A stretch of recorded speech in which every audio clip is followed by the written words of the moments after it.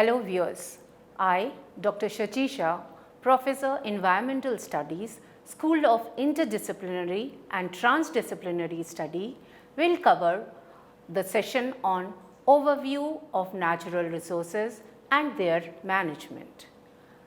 In this session, I will give an overview of natural resources, their importance and various approaches to natural resource management. To start with, natural resources refers to the things that exist freely in nature for human use and don't necessarily need the action of mankind for their generation or production. The key aspect of natural resource is that the survival of human and other life form on earth depends upon them.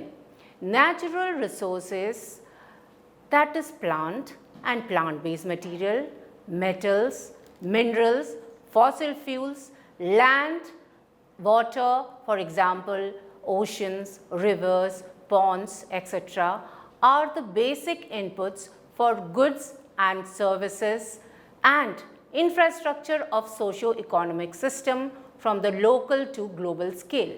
How society uses natural resource today will determine the course of environmental impacts, human well-being and the prosperity of national and global economics. Natural resources and the way in which we manage them hold the key to our future. Let us discuss about the classification of natural resources. Natural resources are classified into many types. They can be classified on the basis of origin, on the basis of renewability, on the basis of stages of development, on the basis of ownership, etc. To start with, on the basis of origin, natural resources could be grouped into biotic resources and abiotic resources. Biotic resources are obtained from the biosphere such as forest, animals, birds, fish and other marine organisms and their product. Minerals such as coal and petroleum are also included in this category because they are formed from decayed organic matter. While both these type of resources are biological in origin, generated through biological processes. Abiotic resources include non-living things. Examples include land, water, air and ores such as gold, iron, copper, silver, magnesium, aluminium, etc. On the basis of renewability, natural resources can be categorized as renewable resources and non-renewable resources. Renewable resources are the ones that can be replenished or reproduced easily. Some of them like sunlight, air, wind, etc. are continuously available and their quantity is not affected by human consumption. Many renewable resources can be depleted by human use but may be replenished, thus maintaining more or less a constant level and flow. Some of these, like agriculture crop, take a short time for renewal, while others, like water, take comparatively longer time. Still others, like forest, lakes, they take even longer. Non-renewable resources are those natural resources that could not be renewed, that were formed over a very long geological periods. Minerals and fossil fuels are included in this category. Since their rate of formation is extremely slow, they cannot be replenished once they are depleted. Of these, some such as metallic minerals can be reused by recycling them. But some resources such as coal and petroleum cannot be recycled. While differentiating renewable and non-renewable resources, one should always keep in mind that although the former is called renewable natural resources, sometimes the renewability is not guaranteed unless sufficient time is not given and environmental factors are not conducive for their replenishment. In other words, if we exploit them faster than they can renew or regenerate themselves, they deplete or degrade beyond repair. The losses of both renewable and non-renewable resources such as forest cover, biodiversity, agriculture productivity and ecosystem services in the present world are highly interlinked, leading to various repercussions on sustainable livelihood of the present and future generation. The pressure on natural resources is increasing due to a growing population, economy and increasingly unsustainable pattern of production and consumption. On the basis of stage of development, natural resources may be referred to as potential resources and actual resources. Potential resources are those that exist in a region and may be utilized in future. For example, petroleum may exist in many parts of India having sedimentary rock, but until it is actually drilled out and put into use, it remains only a potential resource. Actual resources are those that have been surveyed, their quantity and quality determined and are being utilized in present time. The development of an actual resource such as wood processing depend upon the technology available and the cost involved. The part of the actual resource that can be developed profitably with available technology is called a reserve. On the basis of right of stakeholders, natural resources can be categorized such as state property resources, private property resources, common property resources, non-property or open access resources. In the case of state property, the ownership and control over the use of resources is in hands of the state.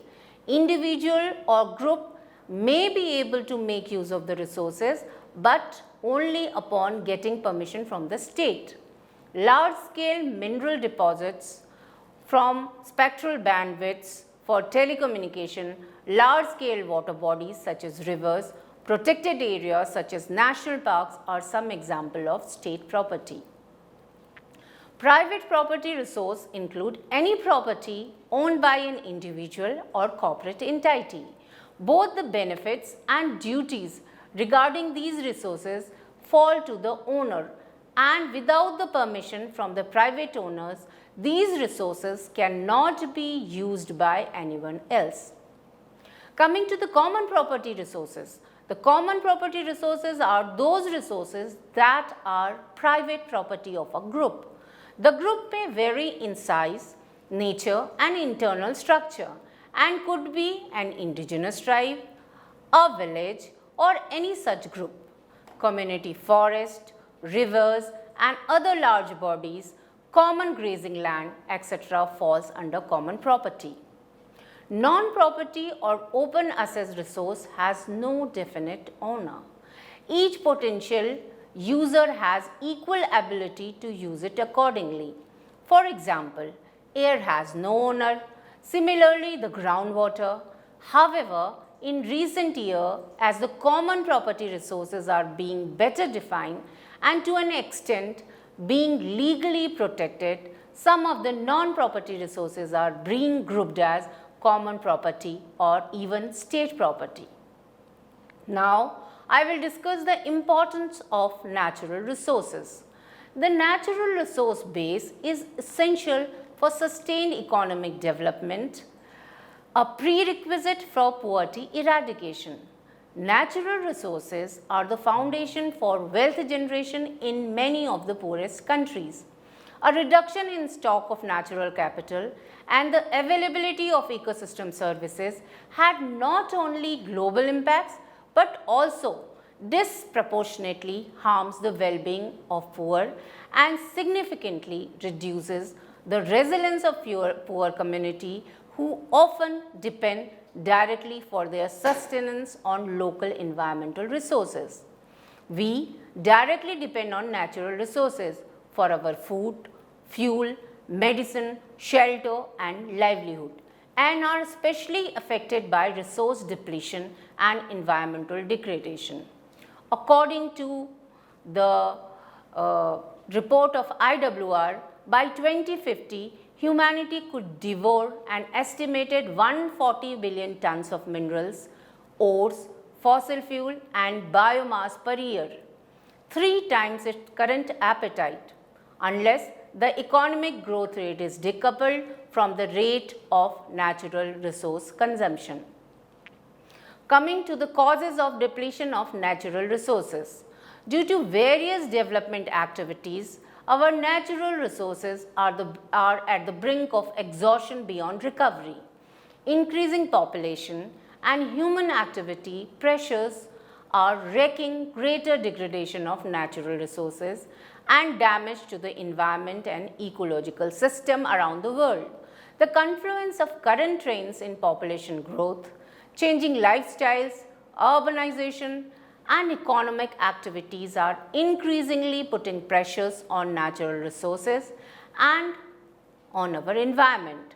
Signs of escalating and compounded stress are evident at global level, national and local level, and are reflected in local and regional scarcity of vital resources like water, widespread land degradation, and the exceeding of critical global threshold leading to the disruption of earth system processes, for example, climate regulation, various type of cycles, nitrogen cycle, carbon cycles, etc., combined with and leading to rising inequalities and social conflict. The byproduct and side effect of current development trajectory could well, in not distant future, create insurmountable obstacle to the international community's efforts at improving human well-being and even lead to escalating risk of losing the developmental gain achieved so far. Unsustainable resource use has led to environmental degradation and resource depletion, endangering the well-being of humanity and the environment. Human activities are harming the global environment. Since the Industrial Revolution, the world economy has grown dramatically but has fueled by population growth and increasing consumption of natural resources. Rising demand to meet the need of more than 7.6 billion people has transformed land and generated unprecedented level of pollution, affecting biodiversity, forest, wetland, water bodies, soil and air qualities. Humans are consuming more resources than the earth can regenerate. The ecological footprint, perhaps the most commonly used metrics of the environmental impact of human resource use. Each country's ecological footprint is an estimate of biological resources required to meet its population, consumption demands and absorbs its carbon emission. The use of natural resources and their related impacts are increasingly transboundary, largely due to trade and globalizations. Footprint can measure different types of pressure including resource use, pollution emission and environmental impact. 4 footprints on resources use, material, land, water, fossil fuel, energy have been identified as determining the magnitude of most specific environmental impact. To give you an example, across the world, 153 countries share rivers, lakes and aquifers. Transboundary basins cover more than half of the Earth's land surface, account for estimated 60% of global freshwater flow and are home to more than 40% of the world population. Cooperating on these water resources is essential for environmental protection, drinking water and sanitation, agriculture, industry, energy production, and it affects millions of people living in shared river basin. Human beings are depleting the planet's natural resources and standard of living being will begin to decline by 2030 unless immediate action is taken. The Worldwide Fund of Nature warns that current overexploitation of natural resources is generating an enormous deficit, and we continue at this rate, we would need 2.5 planet to supply ourselves in 2050. The world's population of fish, birds, mammals, amphibians and reptiles is declining continuously due to human activity. Exploitation of natural resources at rates much higher than the rate the resources are getting replenished are seen all across the world at present. The reasons and consequences of these trends are well known. While dramatic increase in per capita resource demand is the basic reason for widening the gap between resource exploitation and replenishment in affluent regions, population explosion is said to be the strongest determinant of such trends in developing countries. Consequences of these trends appear in deterioration in environmental quality in terms of deforestation, poor biological productivity and utility potential, soil erosion, hydrological imbalance, flood and other natural hazard and socio-economic disparity. Coming to the natural resource management, our natural resources are our assets, whose prudent and sustainable use is necessary for the long-term well-being of human and other living organisms. Unfortunately, the incent and the mounting demands for material and technology innovation have led to exhaustive exploration and intensive exploitation of all natural resources. As individuals, we use resources without giving a thought to the conservation or harmful effect of overexploitation of these resources. Other stakeholders, like industries, are also driven by short-term gains. Governments across the globe have been slow to react to the risk and have learned the hard way that we are dangerously coming to a point where overexploitation and mismanagement of natural resources is heading to global energy crisis, global warming and large-scale environmental degradation. Natural resource management issues are inherently complex as they involve ecological cycles, hydrological cycles, climate, flora, fauna and demography, etc. All these are dynamic and interrelated. A change in one of them may have far-reaching long-term impact which may be even irreversible. In addition to natural system, natural resource management also has to manage various stakeholders' interests, politics, policies, geographical boundaries, economic implication, etc. It is very difficult to satisfy all aspects at the same time and failure to do so will result in conflicts that need special attention and solutions. Government, individual and other stakeholders are now realizing the issues involved and need to act sensibly to maintain a balance between environment and development. No doubt, sustainable management of natural resources at all levels is a difficult task. We have to curtail our material requirement individually and collectively so that the benefits of management and conservation reach the widest cross-section of society and meet the requirement of future generations. The sustainable management of natural resource is the need of the hour. The sustainable use and conservation of natural resource require effective planning, developing a personal attitude against increasing material consumption, appropriate resource assessment and management strategy, encouraging more efficient and reuse of natural resources. Sustainable resource management means both. 1. Ensuring that consumption does not exceed levels of sustainable supply, and 2. Ensuring that the earth system are able to perform their natural function. For example, preventing disruption like in the case of greenhouse gases affecting the ability of the atmosphere to regulate the earth's temperature. It required monitoring and management at various scales.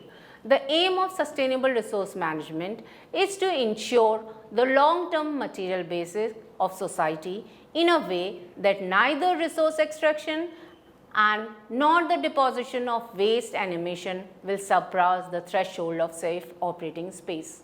There are several approaches for natural resource management, for example, integrative approach, adaptive approach, precautionary approach, community-based approach, preventive approach, building resilience, etc. Following the United Nations Conference for the Environment and Development, popularly known as UNCED, which was held at Rio de Janeiro in 1992, most nations adopted new principle for integrated management of land, water and forest resources. It is a holistic approach to management that integrates skills in engineering, economics, politics, social and environmental management.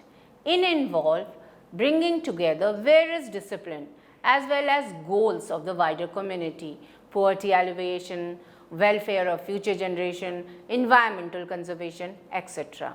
It focuses on sustainability and at the same time tries to incorporate all possible stakeholders from the planning level itself, reducing possible future conflict.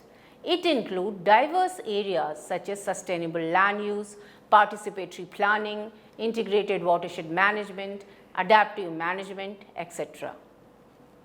The precautionary principle offers direction for governance and management in reacting to uncertainty. It provides for action to avert risk of serious or irreversible harm to environment or human health in the absence of scientific certainty about that harm. The principle is now widely and increasingly accepted while developing environmental policies at multilateral and national level.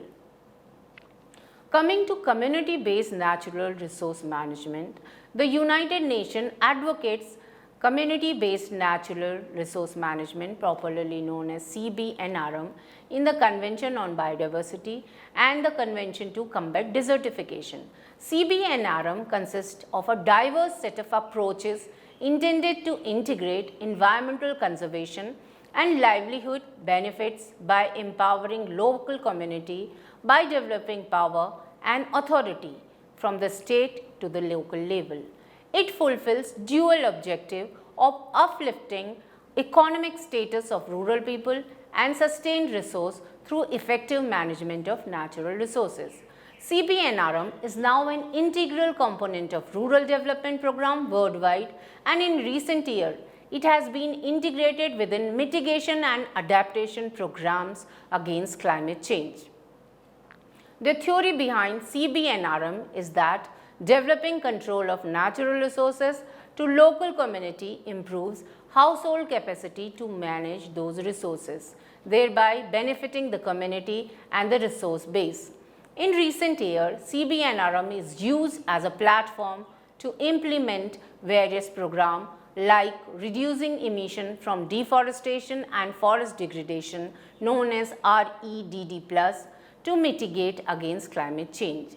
CBNRM was adopted as a panacea to many environmental problems associated with the government management of natural resources in developing countries.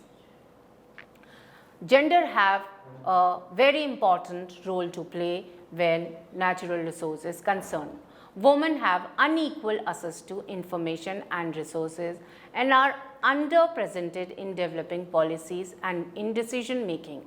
All NRM initiatives require consideration of ecological and sociological, specifically with respect to gender aspect of natural resource management dynamics. Throughout the developing world, women are significantly involved in the use of natural resource. As women rely heavily on the natural resource for sustaining their family, the deterioration in natural resource base threatens rural livelihood largely through women. The improved education of rural women can play a key role in managing natural resources, in reversing the trend of unsustainable exploitation of natural resources, and in achieving the sustainable development goals and ensuring environmental sustainability.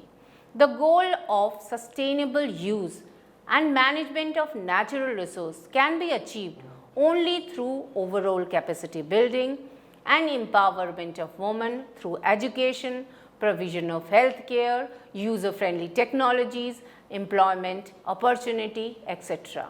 To achieve this goal, policy makers, planners and development workers must have a better understanding of relative and often variable roles of men and women in agriculture and natural resource management, and also with respect to decision making, use of traditional knowledge and division of labor and traditional practices between women and men.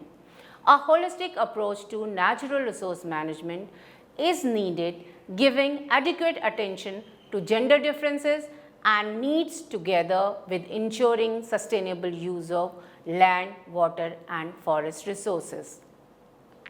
The Natural Resource Governance Framework (NRGF) is an IUCN initiative created for the purpose of providing a robust, inclusive and credible approach to assessing and strengthening natural resource governance at multiple levels and in diverse contexts.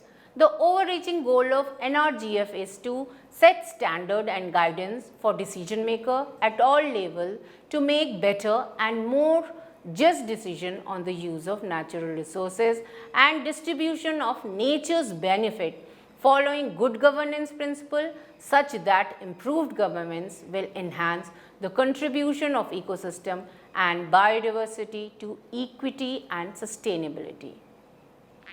Strong and inclusive governance structure and capacity at the local and national level are critical for enabling sound environment and natural resource management. We seek measurable, sustainable system result that will help sustainable economic growth, prevent conflict, advance democratic value. These require inclusive and transparent governance of natural resources along with effective, adaptable and responsive institution and the capability to evaluate the program. Improved governance including land, marine and resource tenure and functional urban waste management, power and transport system is the foundation for sound environmental management. In addition, strengthening national and key regional government structure allows countries to respond to transactional threats related to natural resource management, including the illicit trafficking of wildlife, illegal and unregulated fishing, the custody of regional watershed and spread of pollutant. Effective policies and transparent planning approaches are essential to achieve resilience, sustainability and sound management of resources. Transparent and inclusive planning method such as environmental and social impact assessment can signal to the private sector and the other stakeholder long-term policy commitment which provides a necessary springboard for investment, implementation and protection. So, let us summarize today's session on overview of natural resource and their management. Resource have traditionally been one of the main concerns in the context of increasing population and consumption. Natural resources may exist in various forms such as atmosphere, which is main storehouse of the various gases such as oxygen, carbon dioxide, nitrogen and hydrogen. Forest including various types of plants, trees, animals, microorganisms. Fossil fuel for example coal, rocks, mineral resources, soil resources, biological resources, water in ocean, sea, lake, river and groundwater, energy resources from conventional or non-conventional sources. Exploitation of resources has well recognized and has serious impact on environment. More recently, it has become apparent that more serious, immediate and intraceable problems lie in the global threat that derive from our waste. Humans rely on ecosystem, ranges from intensively managed agriculture field to extensively managed watershed and even ocean for a variety of goods and services. We clearly need a broader understanding of the underlying process to manage the great diversity of ecosystem. Natural resources are inextricably linked to combating climate change, biodiversity loss, desertification as well as achievement of sustainable goal. The achievement of these aims require the use of natural resources. With a projected world population of more than 9 billion people in 2050 and rapid economic growth across developing and emerging economies, demand for natural resources is expected to continue to rise strongly. Against this background, increasing resource efficiency is an important factor in delivering environment and climate protection, employment, social benefit, and sustainable green growth. Thank you.